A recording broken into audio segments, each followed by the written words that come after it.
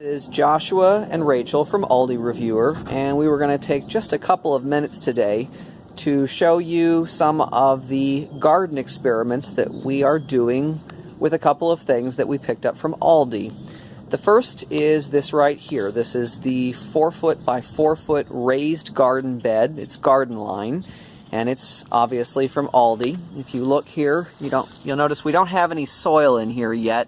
Just some cardboard and some leaves. We're kind of still prepping this thing a little bit. So installation was pretty simple. There's a composite frame which drills in really easily. I didn't even have to put pilot holes in it. I basically just took a power drill and drilled the screws in, but you can pilot hole it if you feel like it.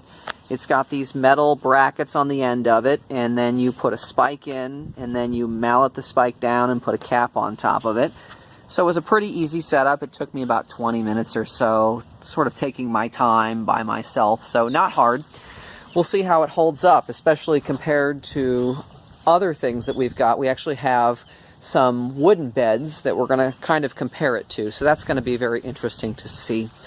Over here we have the Gardenline 4-tier greenhouse, and we also, of course, picked this up from Aldi.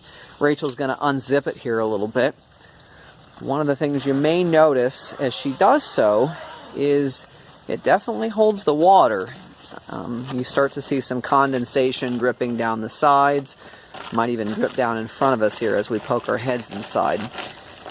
So it's plastic. It looks kind of like a glorified tent, basically.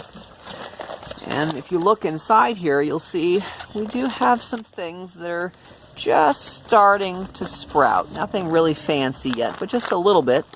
And that's actually significant because we've had a really cold spring here. It actually snowed the first couple of days of April. So it has not been particularly warm, despite the fact that we live in an area that's usually pretty mild in its climate.